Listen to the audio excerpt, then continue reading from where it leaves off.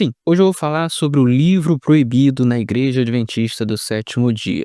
Para quem não sabe, em maio de 2025, um livro intitulado Reclaiming the Prophet, que significaria mais ou menos reivindicando a profetisa, começou a ser impresso na Pacific Press, que é a editora adventista lá nos Estados Unidos. No entanto, um pouquinho depois, as impressões elas foram descontinuadas. O livro deixou de ser impresso pela Pacific Press, supostamente porque um dos órgãos da Igreja Adventista do Sétimo Dia teria censurado o livro. As perguntas que ficam são: realmente isso aconteceu? Foi uma censura? O que é que tem nesse livro? Por que esse livro foi descontinuado? Qual é o grande problema dessa obra? É sobre isso que a gente vai conversar neste episódio. Meu nome é Davi Caldas, você está no Intelectus Podcast, seu podcast de teologia e assuntos afins, e esse é o episódio número 131. Antes de eu continuar, eu gostaria de deixar um recadinho rápido, por favor, não pule essa parte do vídeo. Você pode ajudar financeiramente o Intelectus Podcast de várias maneiras. Uma delas é fazendo um pix para a chave davicaldasb, este b é de Bezerra, @gmail.com. Outra forma é se tornando um doador recorrente. Como é que você faz isso? Você clica na descrição aqui embaixo, clica no link do Mercado Pago e aí você pode colocar o valor que você quer e pode doar mensalmente. Outras duas formas de ajudar são comprando os meus livros, que em breve estarão disponíveis para serem adquiridos, tanto a versão digital quanto a versão impressa. E você também pode comprar qualquer outro material que eu venha disponibilizar aqui, como por exemplo camisas. A gente está preparando uma camisa para o Intelectus Podcast e em breve também estará disponível. Fazendo qualquer uma dessas coisas, você ajuda grandemente a sobrevivência deste canal. Dito isso, vamos continuar o episódio.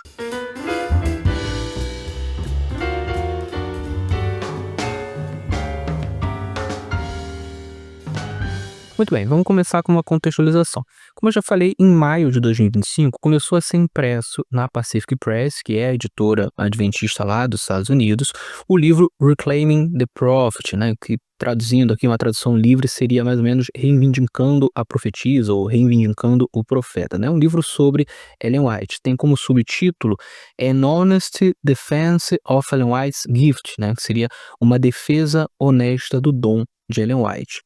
Esse livro, ele foi escrito por 11 autores, 11 adventistas, a maioria estudiosos que já se aposentaram e passaram a vida inteira se debruçando sobre o assunto Ellen White. Não só esse assunto, evidentemente, mas eles são especialistas nas questões envolvendo Ellen White, a composição dos livros de Ellen White, e, enfim, várias dessas questões, né? Trabalharam questões de inspiração, de revelação e por aí vai, ok? E basicamente o objetivo desse livro é o seguinte: defender o dom profético de Ellen White, dizer que de fato ela é uma profetisa, que ela foi importante para a Igreja Adventista do Sétimo Dia e continua sendo importante, tá? Mas de um ponto de vista realista e não de um ponto de vista mítico. Ou seja, a obra se propõe a não esconder os erros de Ellen White, a não pintá-la como se fosse infalível e inerrante, tanto em seus escritos quanto em sua vida pessoal, em sua postura moral, vamos colocar assim. É um livro que se propõe a mostrar o lado mais humano de Ellen White, tanto no sentido positivo quanto no sentido negativo, mostrando que ela tinha seus erros e etc. Enfim, basicamente é isso. Mostrar uma Ellen White mais humana, mas defendê-la como alguém que foi importante e continua sendo importante para a instituição adventista. Se eu pudesse resumir aqui a obra, o que eles tentam fazer é se afastar de dois extremos. Um extremo seria colocar Ellen White num pedestal, né? Fazer uma Ellen White praticamente perfeita, que é o que muitas pessoas fizeram ao longo do tempo e algumas pessoas fazem até hoje, muitas pessoas, aliás. E o outro extremo que seria colocá-la como uma falsa profetisa ou como alguém que não serve mais para nada, que não tem mais importância, não tem mais relevância nenhuma e que nós, como adventistas, podemos simplesmente deixar para lá e jogar fora e etc, né. Então eles tentam se afastar desses 2 extremos, eles tentam encontrar um meio termo, certo. E pois bem, o que que aconteceu depois? A Pacific Press, ela enviou uma cópia do livro Reclaiming the Prophet para o White State. O que que é o White State? É a instituição que cuida do patrimônio literário de Ellen White desde que ela morreu em 1915, tá. Então só abrindo um parênteses aqui sobre o White State, essa instituição, ela foi criada a partir do testamento de Ellen White. Então, um pouco antes de Ellen White morrer, acho que foi em 1912, ela fez o testamento dela e ela indicava que ela queria que 5 pessoas específicas formassem uma comissão para poder cuidar do patrimônio literário dela, né. E essa comissão é o White State, certo. Ela escolheu essas 5 pessoas e quando alguém morresse ou precisasse se ausentar, né, se aposentasse, enfim, o restante da comissão poderia escolher uma outra pessoa para ocupar o lugar, né, para ocupar o assento, certo. E assim, essa instituição ela segue existindo desde o dia de hoje, né, então passou a existir em 1915 e continua existindo hoje. Não é uma instituição que faz parte da Igreja Adventista no sentido formal, tá, não é um órgão formal da Igreja Adventista, mas na prática é como se fosse, porque o White State ele trabalha em íntima conexão com a Conferência Geral da Igreja Adventista do Sétimo Dia. Então é praticamente um órgão da Igreja Adventista, tá bom? Então fecho aqui o parênteses, vocês já sabem o que que é o White State. E toda vez que tem uma publicação pela Pacific Press de algum livro sobre Ellen White, eles mandam uma cópia para o White State. Isso é normal, isso aí é de praxe, tá bom? Foi enviado no próprio mês de maio, e quando foi 5 de junho de 2025, o White State publicou uma nota falando sobre o livro Reclaiming the Prophet, tá. E não foi uma nota muito positiva não. A nota até reconhece alguns pontos positivos do livro, começa reconhecendo alguns pontos positivos, faz algumas citações, mas o balanço geral da nota é um balanço negativo em relação a esse livro, tá. Então, só para vocês terem ideia que eu vou ler um trecho aqui, diz o seguinte: "A apresentação do que constitui inspiração divina é praticamente inexistente", no livro no caso. Talvez, da perspectiva dos autores, isso se deva ao fato de a crença na inspiração ser uma questão de fé e não de evidência. Alguns capítulos são mais cuidadosamente elaborados do que outros, mas, no geral, o livro permanece desequilibrado em favor do aspecto humano.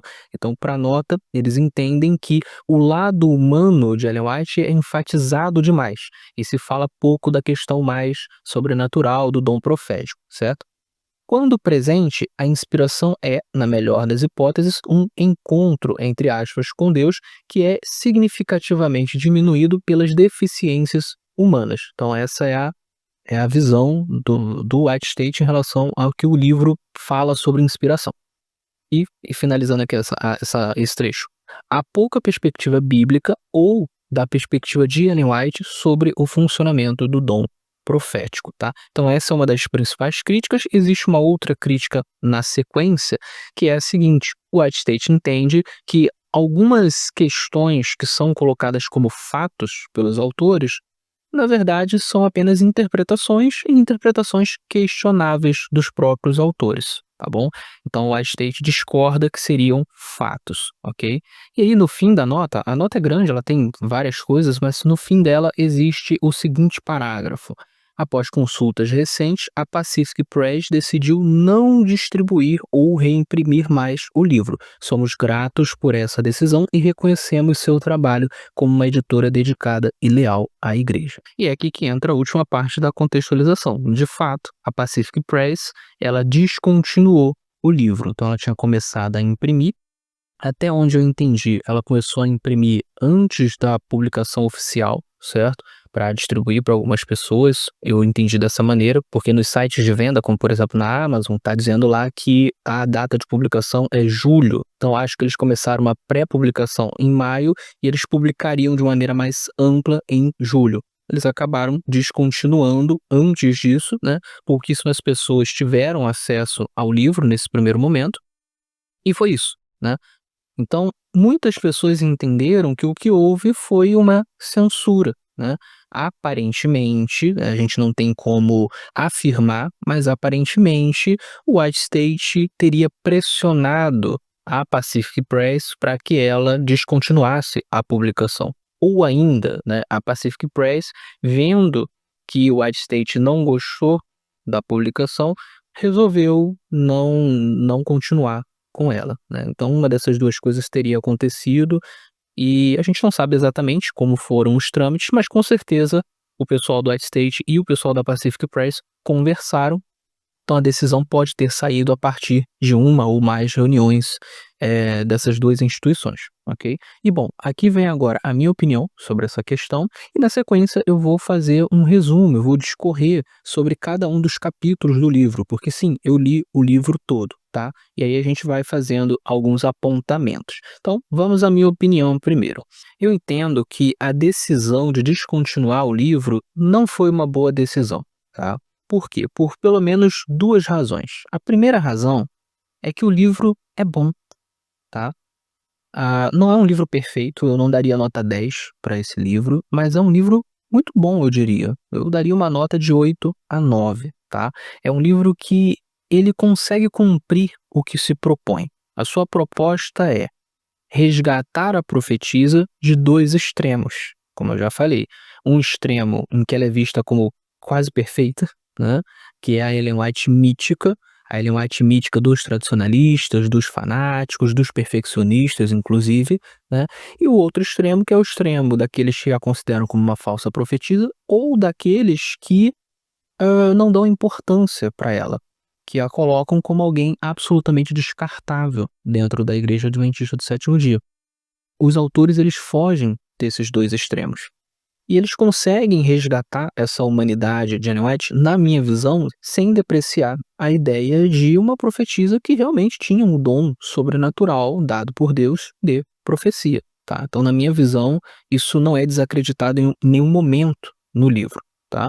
Então, obviamente, é um livro que sim, ele vai focar mais na questão humana, porque esse é o objetivo do livro, tá dentro do escopo do livro, tá dentro daquilo a que o livro se propõe, tá, faz sentido, mas é um livro que em nenhum momento vai fazer com que uma pessoa que tenha uma fé madura, uma confiança madura no dom profético de Ellen White, que ele deixe de acreditar, tá. Pelo contrário, eu diria que é um livro que tem a capacidade de mostrar para pessoas que começaram a ficar com muitas dúvidas em relação a Ellen White, que sim, você tem como crer no dom profético de Ellen White, sem necessariamente você ter que crer como um tradicionalista, como um fanático, como um fundamentalista, como um perfeccionista, etc e tal, ok?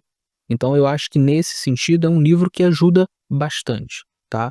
É um livro que ele é escrito inclusive dentro de uma perspectiva de uma falta de confiança crescente de muitas pessoas, incluindo de muitos adventistas, nos escritos de Ellen White. Então ele tenta resgatar essa confiança trabalhando com uma Ellen White não mítica, certo? Trabalhando de uma maneira um pouco mais realista. Então, nesse sentido, eu acho que é um livro muito bom e que deveria continuar a ser publicado. A segunda razão pela qual eu penso que foi uma decisão ruim de continuar a publicação é que ela não é uma decisão boa em termos estratégicos, certo? Porque veja, se a Pacific Press, ela desde o início não tivesse aceito publicar o livro, né, então os 11 autores foram lá, apresentaram, não sei como é que é o trâmite, e aí a Pacific Press olhou e falou: "Não vou publicar esse livro aqui não". Tudo bem, é uma decisão da editora. Aí não tem nenhum problema, a editora toma esse tipo de decisão administrativa todos os dias, todos os meses, enfim, né, faz parte, e o público nem saberia, certo? Agora, uma vez que a editora resolveu publicar, que ela tomou essa decisão, que isso passou pelos crivos da editora, passou pelos crivos de quem decide o que vai ser publicado e o que não vai, depois você fazer essa descontinuação, eu acho que estrategicamente é uma decisão muito ruim, porque você cria justamente essa noção de que houve uma censura, né, essa noção de que quer se esconder alguma coisa, né, você cria essa aparência, certo? E isso não é bom, estrategicamente falando, isso é péssimo, isso é uma péssima decisão, certo? Além disso, o modo como a coisa foi feita piora a situação, porque veja, você tem uma nota do White State, dizendo que o livro é ruim, que não gostou do livro, né? E no final, o White State diz: olha, até onde a gente sabe, depois de algumas consultas, eles resolveram que não vão mais publicar, que não vão mais imprimir. Ou seja, fica a impressão, fica a aparência de que o White State fez pressão, certo? Que o White State foi lá e falou: ó, esse livro aqui não publica, certo? Ou uma pressão num sentido mais direto mesmo: olha, não queremos que você publique. Ou num sentido mais sutil, né? Olha, a gente não gostou muito não, né? Veja lá se seria interessante continuar com essa publicação. E aí a Pacific Press, de repente, para não ficar mal com o White State, não, a gente não vai publicar mais. Qualquer que tenha sido o trâmite, deixa uma impressão ruim, uma impressão de esconder as coisas, uma impressão de censurar as coisas. Por mais que, óbvio, uma editora tenha a liberdade de rever a sua decisão: ah, a gente colocou isso aqui para publicar, mas a gente achou melhor não continuar. Existe essa liberdade, eu não estou dizendo que não existe, mas do ponto de vista estratégico, ficou uma aparência muito ruim. Então foi uma decisão ruim. O que eu acho que estrategicamente teria sido muito melhor? Se tanto o White State quanto a Pacific Press tivessem sentado e pensado o seguinte: bom, já que a gente já publicou, não vamos fazer a descontinuação. O White State faz uma nota dizendo que, olha, o livro ele tem esses pontos aqui problemáticos, na nossa opinião, e aí o próprio White State, posteriormente, faz um livro refutando cada ponto deste outro livro, certo? Um livro em resposta aos pontos fracos do Reclaiming the Prophet. Fez o livro, a Pacific Press publica. E aí você vai ter os dois livros. E aí as pessoas vão poder comparar os argumentos dos dois livros. Perfeito. Isso traz uma aparência, uma impressão de algo aberto, né? De debate, de transparência, de discussão de ideias. Isso é bacana. E isso traria às pessoas a possibilidade de entender os dois lados e de tomar a sua própria decisão em relação a qual dos lados está correto. Vamos lembrar, inclusive, que aqui não é um debate sobre se Ellen White é uma profetisa ou não é, se o seu dom é verdadeiro ou não é. Não é um debate entre pessoas que não creem em Ellen White e pessoas que creem em Ellen White. Não, é um debate interno entre dois grupos que creem em Ellen White, mas que divergem em determinados pontos de vista e principalmente divergem sobre como fazer com que Ellen White seja valorizada nos nossos dias, certo? Os autores, os 11 autores do Reclaiming the Prophet, eles colocam isso a todo momento.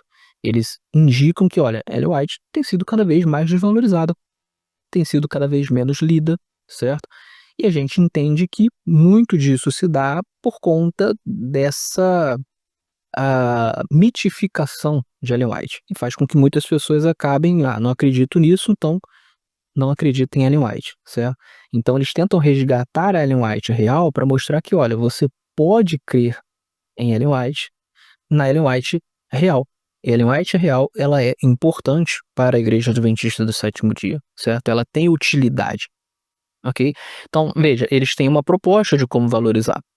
O White State tem outra proposta. Coloca os dois para discutir, coloca as duas propostas na mesa e que cada um tenha a sua liberdade de escolher qual que é a melhor proposta, certo? Então, eu entendo que estrategicamente falando isso seria melhor. Como isso não foi feito, criou-se o quê? O chamado efeito Streiser. O que é o efeito Streiser? É quando você não quer que algo seja divulgado, que algo seja publicizado, certo? Mas como você vai lá e, entre aspas, censura, o que acontece? Cria-se o efeito contrário. As pessoas começam a ficar mais curiosas para poder ter acesso àquilo que foi censurado, e aí aquilo que inicialmente nem seria tão publicizado assim, passa a ter uma publicidade 10 vezes maior, 100 vezes maior, 1000 vezes maior, certo? Esse efeito Streiser, ele leva esse nome justamente por conta da atriz Barbra Streisand. Como é que foi essa história? Em 2003, um fotógrafo ele capturou uma foto da mansão da Barbra Streisand, né? E aí ela achou essa foto na internet e ela queria censurar essa foto, e ela começou a mover uma ação judicial para poder remover essa foto e para que essa foto não existisse na internet, e alguma coisa do tipo, né? E como resultado, a coisa acabou se tornando muito mais pública, né? Então agora todo mundo passou a compartilhar a foto e todo mundo passou a saber onde ela morava e como é que era a mansão dela, vista de cima, etc e pá, né. Então o que ela não queria inicialmente, que era a exposição da sua mansão, acabou que se tornou muito pior do que inicialmente. Inicialmente você tinha algumas poucas pessoas que tinham visto, e aí depois se tornou uma coisa que todo mundo viu, certo? E aí por isso que tem esse nome efeito Streisand, quando você tenta censurar algo e aquilo toma uma proporção muito maior. Ou seja, foi uma decisão estratégica péssima do White State juntamente com a Pacific Press, né? Considerando aqui que o White State tenha tido algum tipo de ingerência ou influência nessa decisão. É, provavelmente sim, né, mas a gente não pode, cravar aqui, né, então eu uso aqui o supostamente, certo? Inclusive, essa decisão de descontinuar o livro, né, que se assemelha muito a uma censura pelo jeito como foi feito, é uma decisão tão ruim que ela dá munição nas mãos de grupos que a gente não deveria dar munição, certo? Então, por exemplo, ela dá munição nas mãos de críticos da Igreja Adventista do Sétimo Dia, porque eles vão ver isso e vão dizer: olha só como que a Igreja Adventista do Sétimo Dia tenta esconder as coisas, tenta varrer as discussões para debaixo do tapete. Olha como que a Igreja Adventista do Sétimo Dia tenta manter uma visão de Ellen White que é extremamente elevada, né, que é mítica, em vez de mostrar a Ellen White real, enfim, os críticos vão fazer esse tipo de crítica, certo? Você está dando munição para eles. Ah, Davi, mas eles já fazem essas críticas o tempo todo. Sim, mas para que a gente vai dar mais munição para os críticos, certo? Não faz sentido. E o problema do crítico falando e tendo munição não é simplesmente o crítico falar e ter munição. O problema é que ele vai fazer com que pessoas que não conhecem muito da igreja adventista, que às vezes estão no muro em relação a essa questão, acreditem no que ele está falando, certo? Então, quanto mais munição a gente dá para o crítico, mais a gente mancha a imagem da igreja e a imagem da própria senhora White para outras pessoas que não necessariamente são críticas, que não necessariamente são anti-adventistas, mas passam a ser influenciadas por esses discursos. Então, não deveríamos dar munição de graça para críticos do adventismo. Outro grupo que a gente acaba alimentando, que a gente acaba dando munição quando a gente faz esse tipo de coisa, são os adventistas progressistas, certo? Eu, inicialmente, eu não iria falar sobre esse assunto, tá? Eu tinha conversado com um amigo meu falou: "Ah, Davi, não fala sobre esse assunto não", ele deu algumas razões, eu falei: "Beleza, eu vou deixar quieto", tá? Mas aí esse mesmo amigo depois me trouxe uma notícia, né, lamentando, né, dizendo que a revista Zelota, que é uma revista feita por adventistas progressistas, ela começou a falar sobre esse assunto, o assunto do livro, né, e a partir daí tecer suas críticas à Igreja Adventista do Sétimo Dia de um ponto de vista progressista, certo? E aí ele lamentou dizendo: "Poxa, a revista Zelota vai sequestrar essa pauta, né?". Então olha que coisa ruim.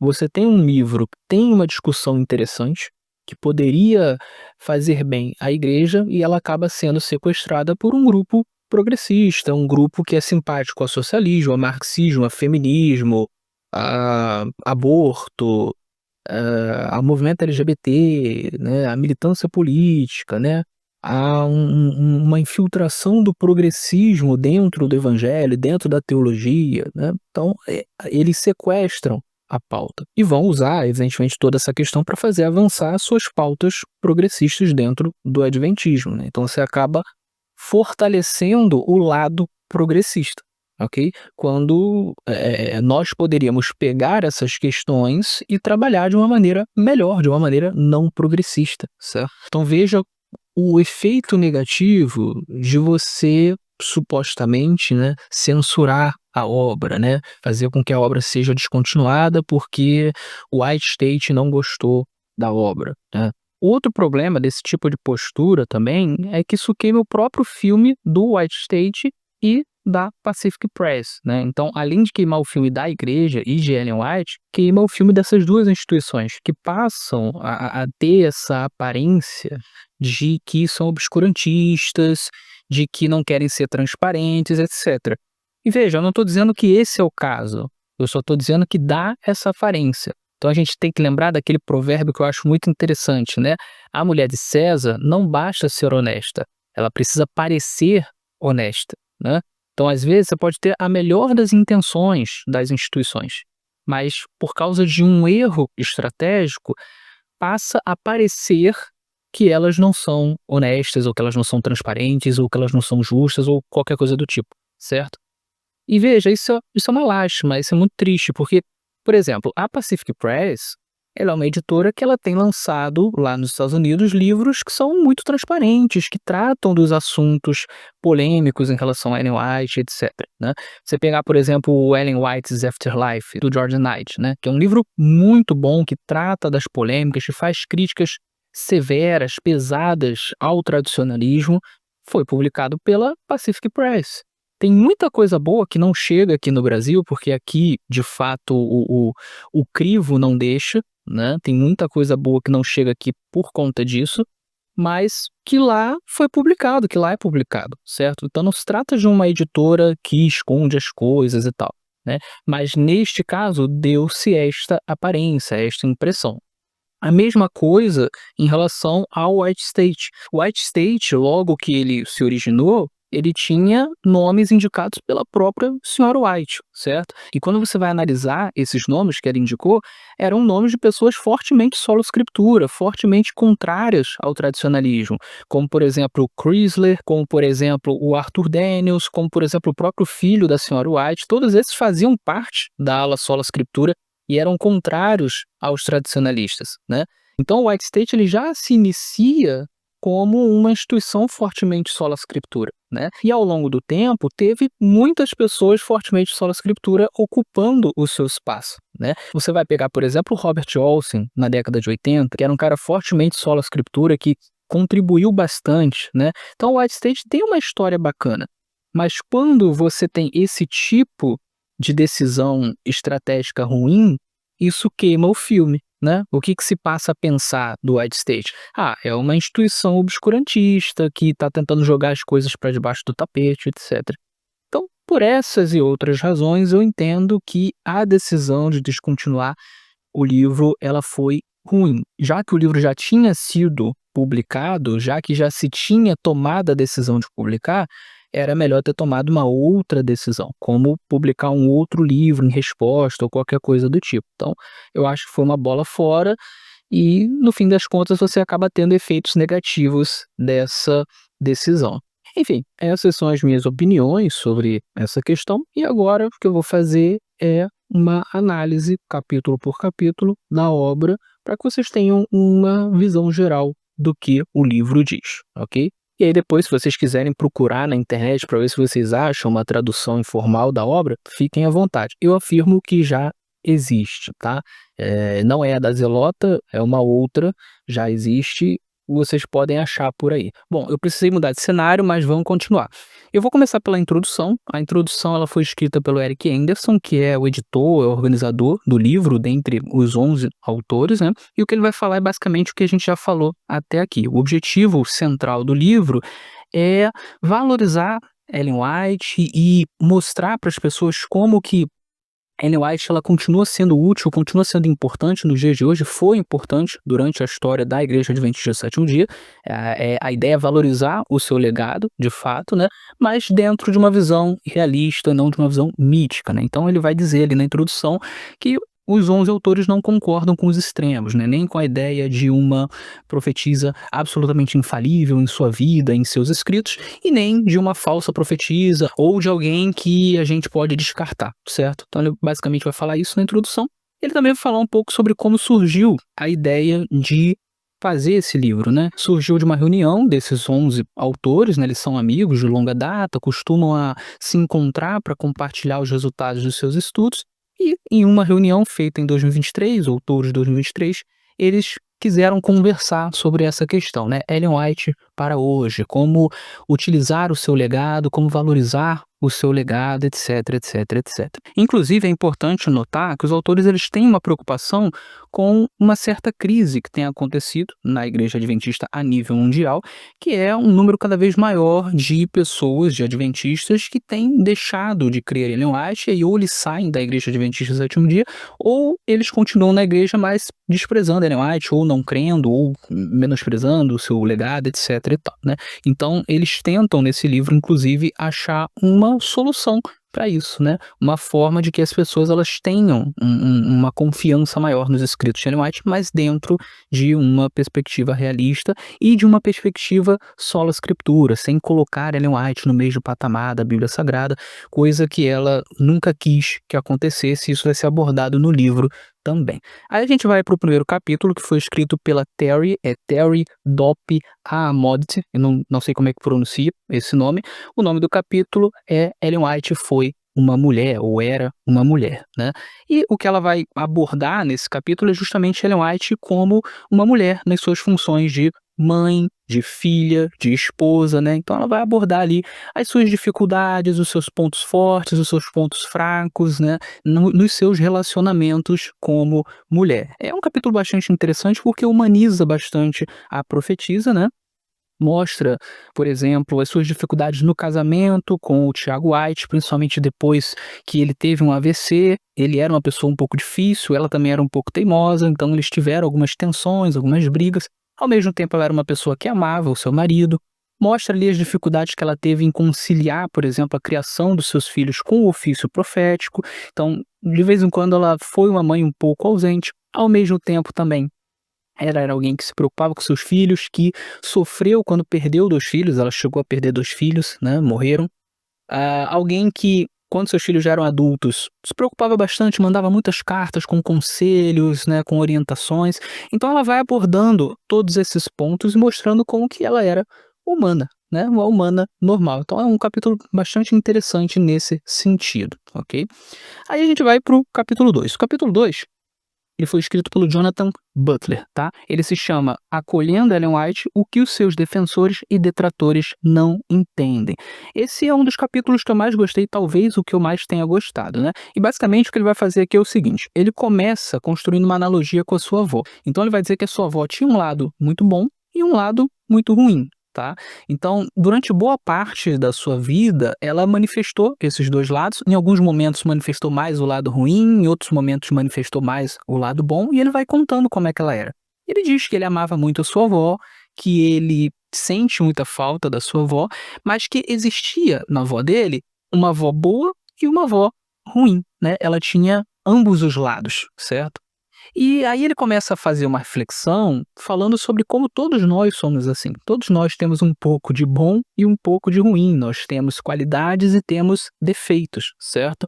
E aí ele vai aplicar isso à senhora White, tanto no sentido da sua moralidade pessoal, das suas posturas, quanto nela como profetisa, como escritora mesmo, né? Então ela não era infalível, ela não era inerrante nem na sua vida pessoal, nem escrevendo. Ela podia errar e efetivamente cometeu erros, né. Ele começa então a criticar os 2 extremos, né, aqueles que entendem Ellen White, enxergam Ellen White como absolutamente perfeita em todos os aspectos, né, quase perfeita em termos de mulher, na sua postura, né, e também perfeita ou quase perfeita em seus escritos, né, então esse é um extremo. E o outro extremo seria daqueles que acham que ela foi uma falsa profetisa, que ela foi demoníaca, etc e tal. E o que ele vai propor é, a melhor maneira da gente analisar uma pessoa normal, né, é a gente olhando o meio termo, porque as pessoas não são totalmente boas nem totalmente ruins, elas são um misto das 2 coisas, elas têm qualidades e têm defeitos. Ellen White era a mesma coisa. E ele vai propondo essa ideia de ver o meio termo, né, e de enxergar o quanto Ellen White foi importante para a Igreja Adventista do Sétimo Dia, apesar dos seus erros, né, e mostrar que ela era humana como qualquer outra pessoa. Ele faz inclusive uma comparação interessante, né, porque ele vai falar dos pecados do rei Davi, né. Davi cometeu pecados muito grosseiros e mesmo assim ele tem salmos escritos na Bíblia e a gente considera que esses salmos foram inspirados, certo? Então, quando a gente considera que Ellen White também cometeu vários erros na sua vida, né, e foram erros muito menores do que o rei Davi, né, o autor vai sublinhar isso, né, ele vai dizer que perto do que o rei Davi fez, os pecados de Ellen White foram pecadilhos, né. Quando a gente considera isso, a gente percebe que, veja, os profetas são humanos, certo? Então, não há problema em reconhecer os erros de Ellen White. Ainda assim, a gente pode considerar que Deus usou essa mulher, que ela tem a sua relevância, né? Então, ele vai abordar isso. Ele vai abordar também um conceito de olhar para a obra de Ellen White buscando aquilo que é o âmago da obra, que é o núcleo duro, que é aquilo que faz a diferença na nossa vida em termos de mudança interior, em termos de transformação com base nos princípios bíblicos, né.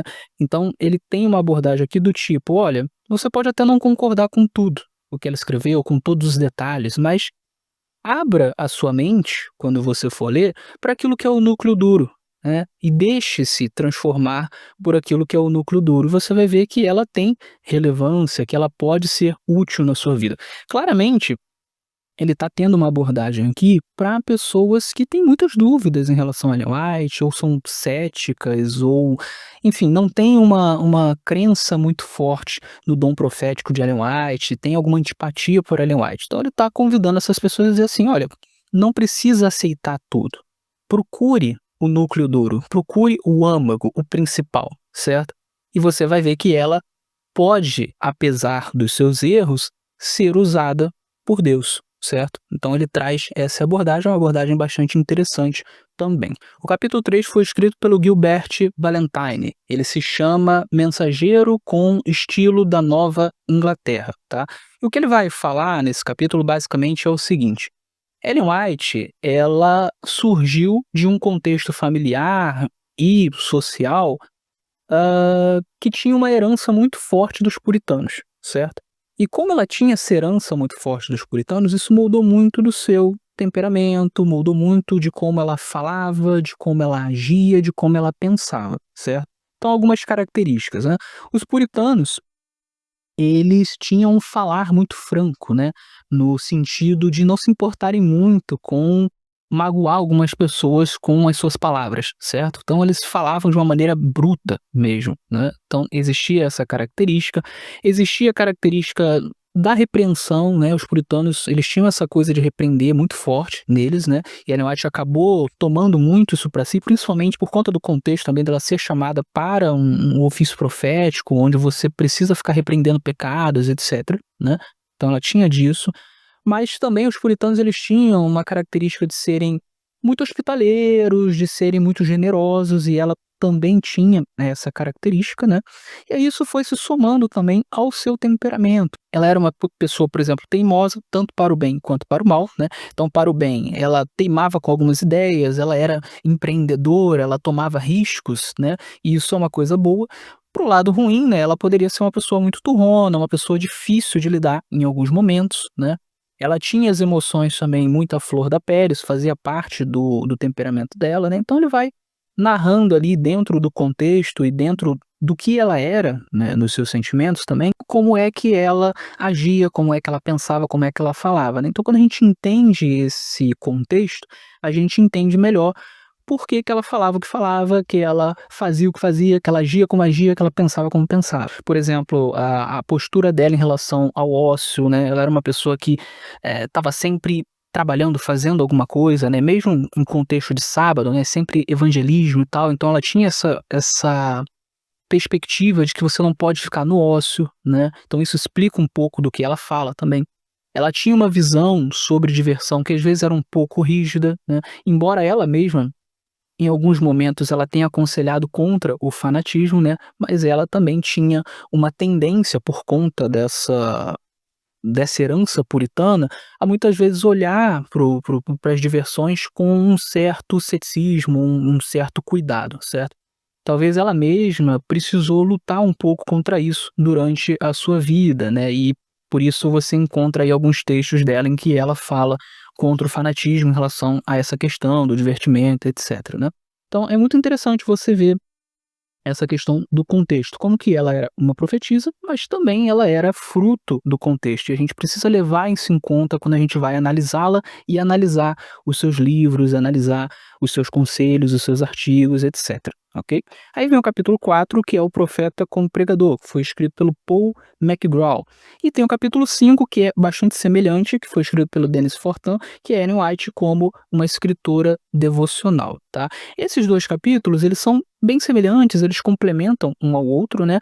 E o que eles tentam defender é a ideia de que Ellen White, ela não era uma exegeta, ela não era uma teóloga, ela não se enxergava assim e ela não escrevia para ser entendida assim, tá? Seus escritos, eles não tinham a intenção de serem escritos absolutamente técnicos e profundos no que diz respeito à interpretação do texto bíblico, à exegese, etc. Não, ela escrevia, aí pro Paul McGraw, no capítulo 4, ele escrevia como uma pregadora, certo? E aí o que ele quer dizer com isso? Ele quer dizer que para ela o principal não era fazer uma exegese profunda, não era dizer o que exatamente o texto bíblico diz e criar uma doutrina em cima disso, não.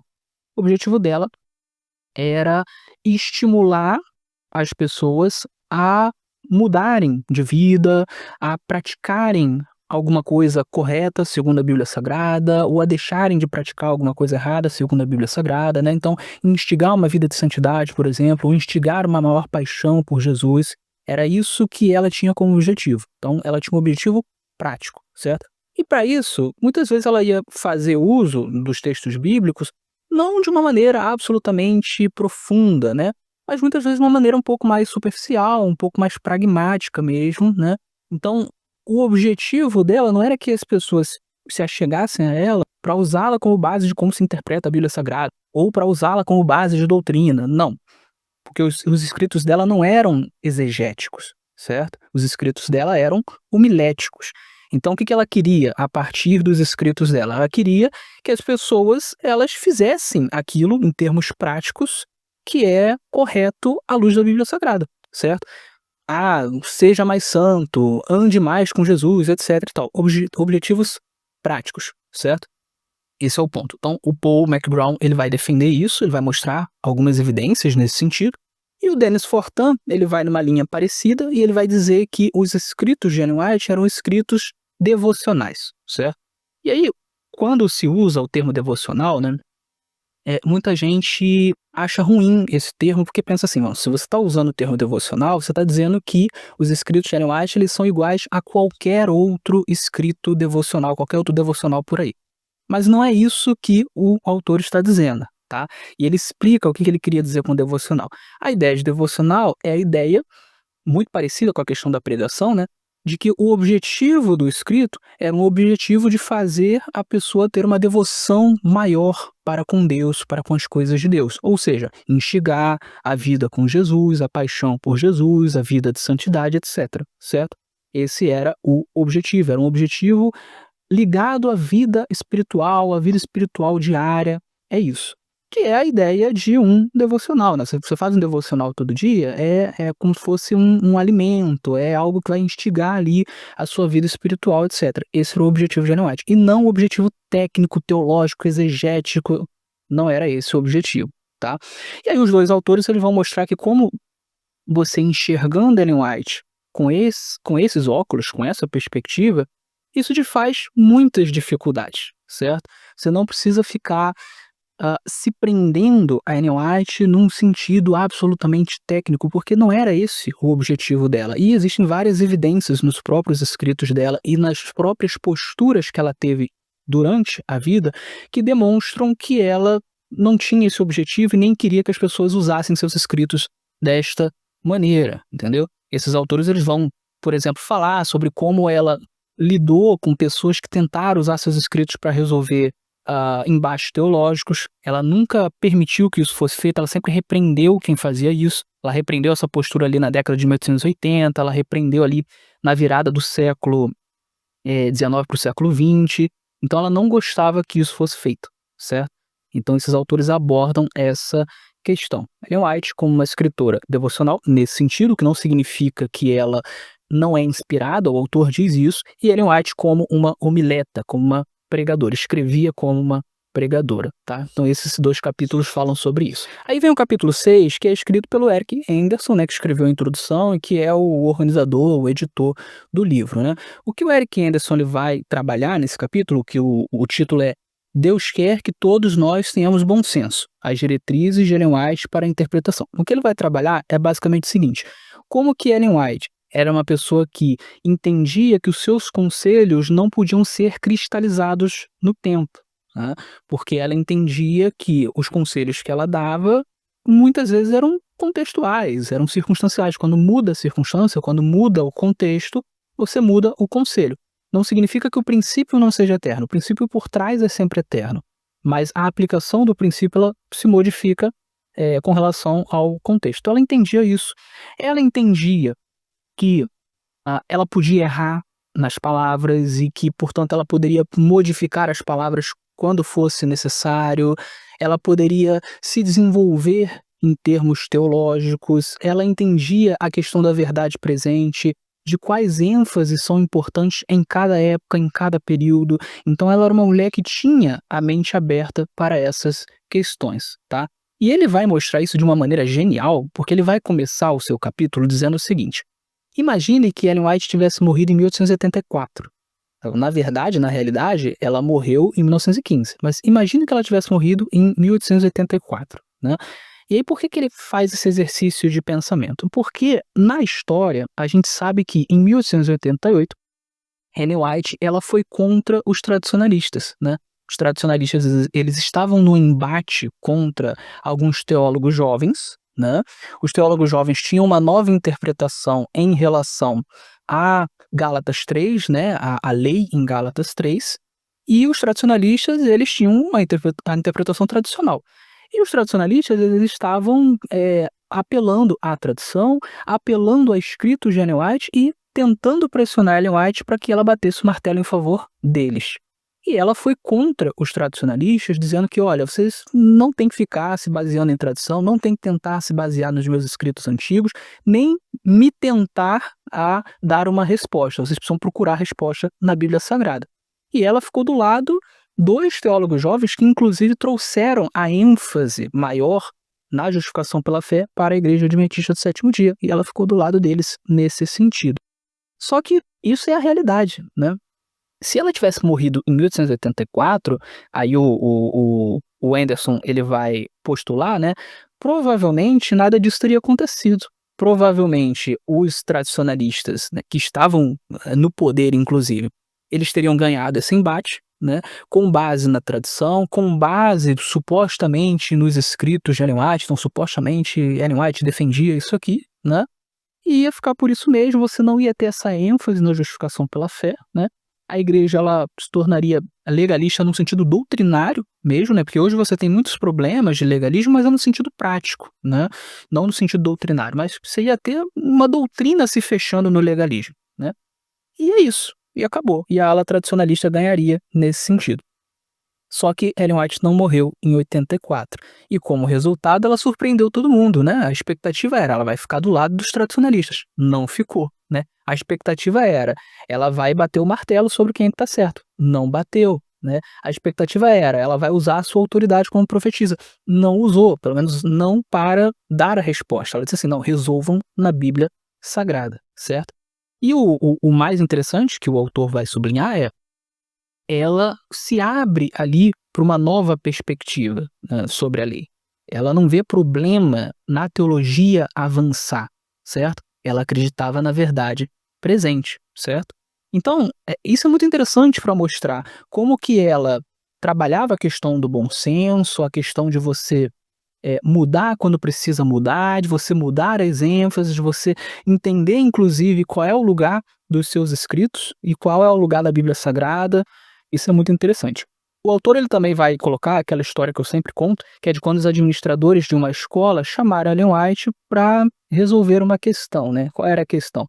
Eles queriam saber se as crianças que estavam, soltas, que os pais estavam deixando na região, se eles podiam construir uma escola para essas crianças. Essas crianças tinham menos de 10 anos, né, para que elas não ficassem soltas por aí, já que os pais não estavam podendo cuidar, né.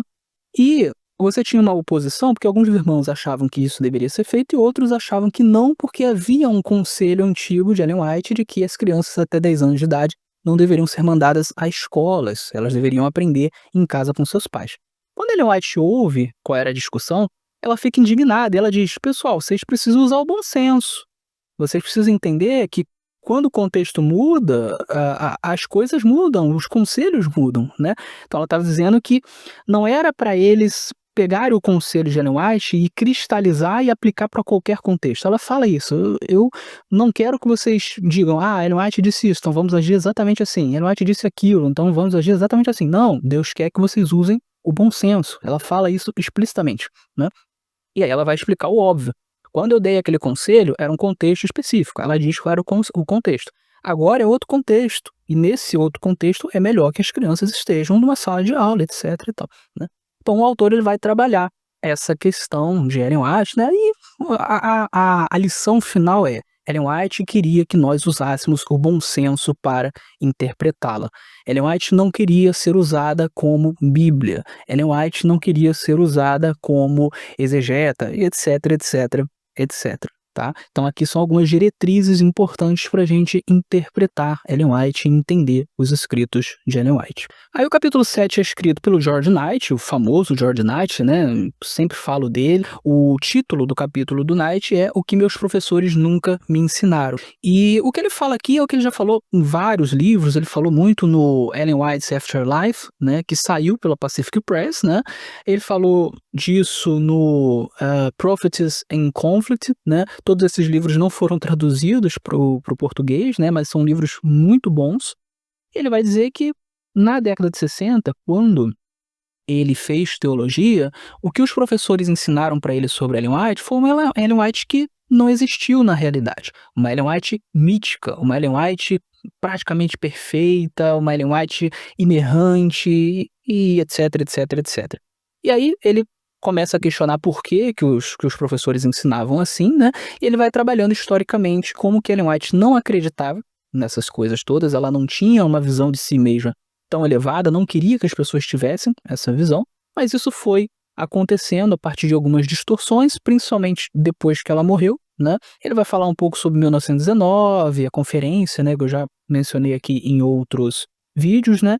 Ele vai trabalhar todas essas questões para mostrar que, olha, existe uma Ellen White real que foi ignorada no adventismo, principalmente dentre as décadas de 20 e final de 50 e durante as décadas de 60, né, e isso só começou a ser desconstruído, esse mito, né, nas décadas de 70 e 80, né, que foram décadas inclusive, muito conturbadas para a igreja adventista, porque para resolver esse rolo todo foi complicado, entende. Então ele fala um pouquinho sobre isso, tem algumas questões interessantes que ele coloca, né. Ele fala um pouquinho sobre como, por exemplo, em relação ao uso de outros autores, Ellen White, em alguns momentos, ela foi franca sobre isso, né, inclusive ela, em alguns momentos, recomendou autores que ela usava como fonte para seus escritos, mas em outros momentos, quando ela teve a oportunidade de ser mais franca, de explicar melhor como é que funcionava a composição dos seus livros, a sua inspiração, ela não foi tão franca assim, em alguns momentos ela, falhou um pouquinho nesse sentido, né. E aí o Knight vai dizer que, em certo sentido, ela é um pouco culpada por, alguns problemas que posteriormente as pessoas teriam para entender exatamente como é que funcionava a sua inspiração, etc e tal, né. Então existe essa complexidade histórica, onde às vezes ela foi mais franca, às vezes ela foi mais transparente, às vezes ela não foi tão franca, às vezes ela não foi tão transparente, né. A realidade ela é sempre complexa, ela não é simples, né, e isso faz parte da humanidade. Ellen White era um ser humano, isso é muito interessante a gente salientar, né. Então é isso que o Knight vai trabalhar no seu capítulo, capítulo 7. Aí vem o capítulo 8, que tem como título Pontos de Virada, foi escrito pelo Donald McAdams, né. O que ele vai fazer basicamente nesse capítulo é o seguinte: ele vai mostrar que existiram 5 grandes pontos de virada no adventismo em relação a Ellen White. O primeiro foi em 1883, que foi quando Ellen White ela quis revisar alguns dos seus escritos, houve uma pequena crise, porque algumas pessoas ficaram: "Ué, mas como que ela vai revisar coisas que são inspiradas e tal?" E a igreja estudou o caso e chegou à conclusão de que a inspiração dela não era verbal, era uma inspiração de pensamento, portanto ela não era absolutamente inerrante, ela poderia melhorar a sua linguagem, às vezes ela poderia usar uma linguagem que não era tão apropriada, etcétera. Então esse foi o primeiro ponto de virada, né. O segundo ponto de virada foi em 1888, que foi quando Ellen White fez uma declaração, se eu não me engano, do Grande Conflito, né, falando de uma maneira franca, de uma maneira clara, que ela usava autores, né, como base para escrever os seus livros, autores de história, né, ela consultava esses autores, né, então, o seu conteúdo não era absolutamente original, certo? Então isso foi um segundo ponto de virada, clareou um pouquinho a questão, né. Um terceiro ponto de virada foi em 1911, né, que foi quando Ellen White permitiu que o Grande Conflito fosse revisado, né, já tinham testemunhos dela, né, que tinham sido revisados no passado e agora o Grande Conflito era revisado, passou por uma revisão ampla, né, várias palavras foram modificadas, várias coisas foram modificadas e assim, de certa forma, com a anuência dela, com a supervisão dela, ela acabou reconhecendo que sim, ela poderia errar e ela poderia ser corrigida.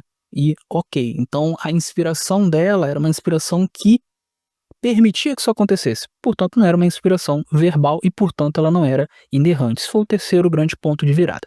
O quarto grande ponto de virada foi em 1919, quando você teve a conferência de 1919, que tratou dessas questões. Eu já falei disso aqui em outro episódio. Eu vou, se eu lembrar, deixar o link do episódio aqui na descrição, né?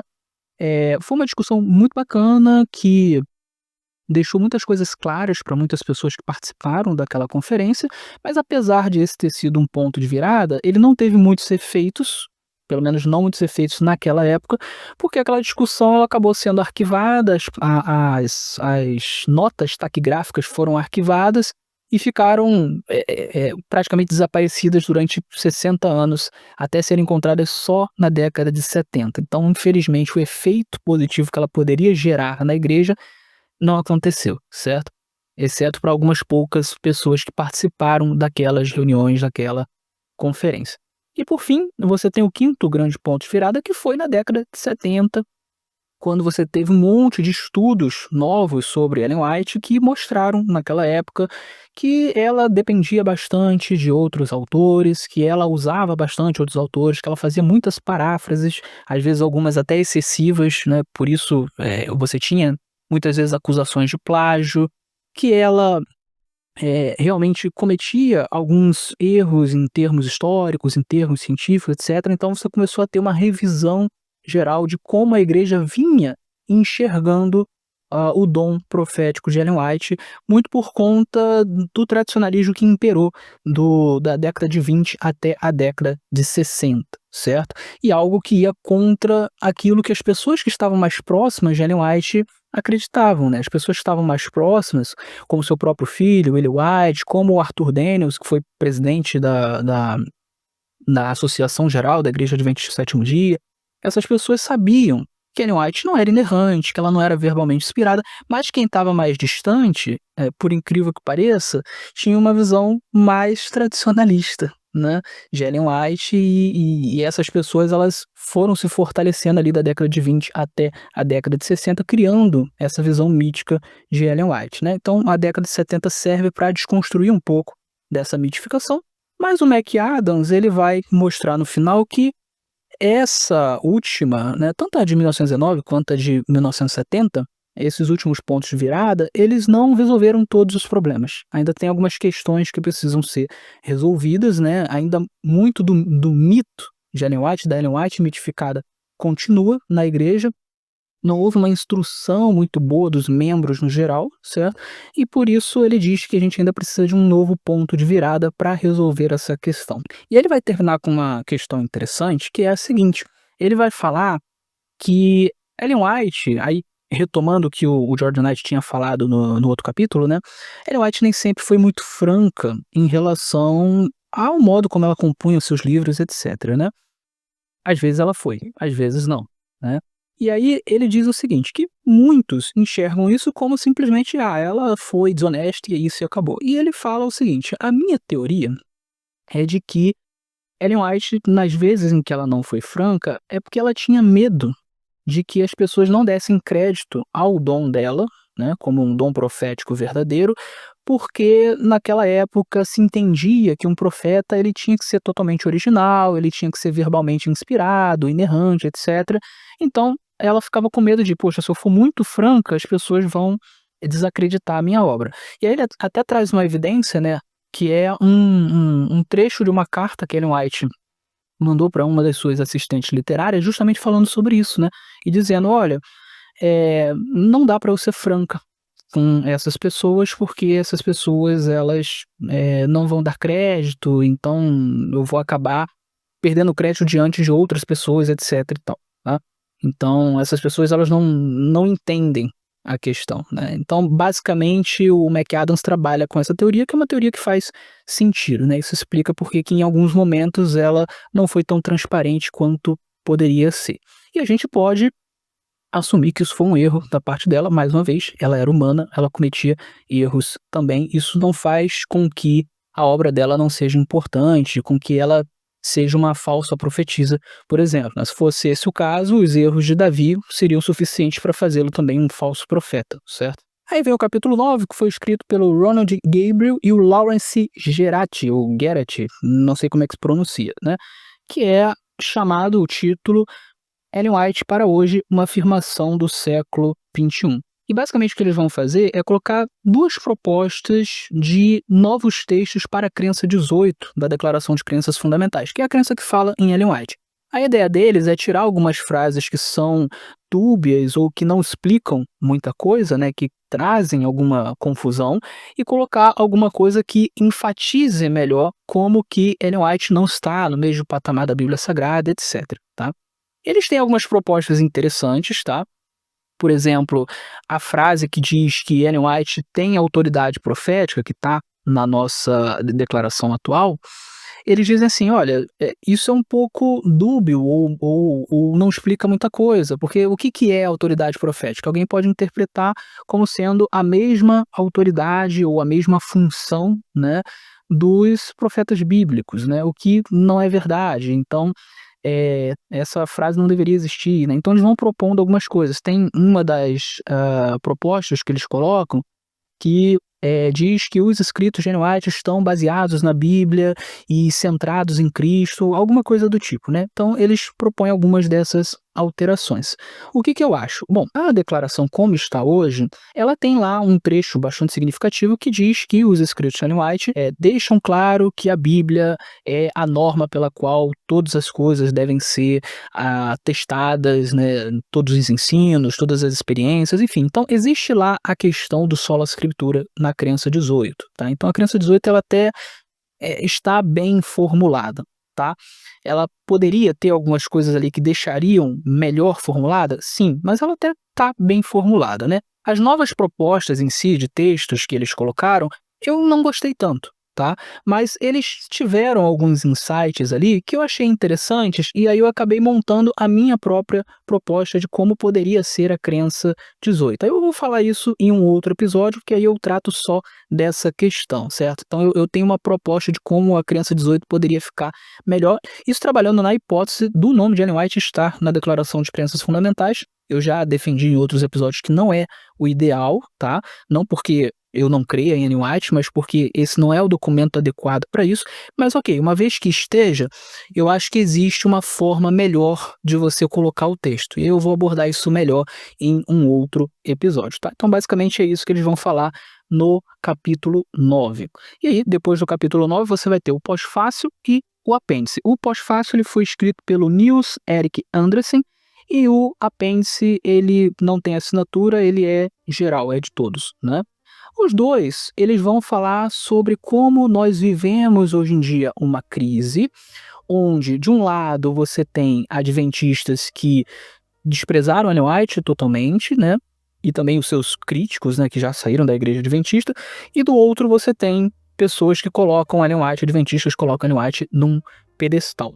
E em meio a esses dois grupos que conflitam entre si, o fato é que Ellen White ela tem sido cada vez mais esquecida, cada vez menos lida, o seu legado ele tem sido deixado de lado. E os autores eles propõem ali algumas formas da gente resolver essa questão. E eles deixam claro que é importante resolver essa questão. Eles acreditam em Ellen White, eles acreditam que se a gente deixar de lado o legado de Ellen White, a gente perde muito, porque Ellen White ela foi importante na nossa história e ela continua tendo importância porque as lições que ela deixou são lições importantes, são lições que nos conduzem, né? Então eles exploram essa questão tanto no pós-fácil quanto no apêndice, né? E eles vão trabalhar também a ideia de que a gente precisa valorizar esse legado, mas dentro das evidências que a gente foi descobrindo ao longo do tempo que desmistificaram a profetisa, ou seja, que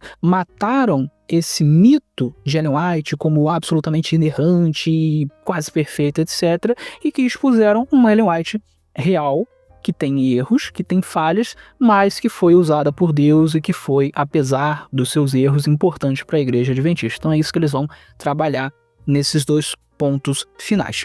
Então, concluindo, é um livro bom, muito bom, gostei bastante, eu daria nota entre 8 e 9. Tem algumas falhas, tem algumas coisas ali que são questionáveis, tem coisas que eu acho que talvez não deveriam ter sido escritas da maneira como foram, algumas coisas que careciam de ser escritas com algumas evidências, né? E talvez até tenham evidências, mas não foram colocadas no livro. Então, se você vai escrever algo que você não evidencia, é melhor não escrever, né? Então, tem algumas bolas fora, tem alguns pontos do livro que são questionáveis de fato. O White State, ele levanta alguns pontos importantes na sua nota, né? Então, por isso seria interessante o White State fazer um livro abordando essas questões, isso seria muito mais interessante, né? Um livro que respondesse diretamente, né? Mas, no geral, eu acho um livro que é muito bom, que cumpre aquilo a que se propõe e que ajudaria muito os adventistas a terem uma visão mais madura a respeito de Ellen White. Se todo adventista lesse esse livro, mas não só esse, outros livros, teriam uma visão mais madura a respeito do dom de Ellen White, da posição de Ellen White, de como a gente deve utilizar os escritos de Ellen White, certo? Então, essa é a minha opinião sobre o livro, tá? Eu respeito a posição do White State, mas acredito que o livro não deveria ter sido descontinuado, que essa não foi a melhor maneira de abordar a questão. Eu acho que em tudo a gente precisa ser mais ponderado, como que eu faço aqui sempre nesse canal, ok? Muito bem, eu vou ficando por aqui, espero que o ouvinte e o espectador tenham apreciado este episódio. Fique com Deus e até o nosso próximo encontro.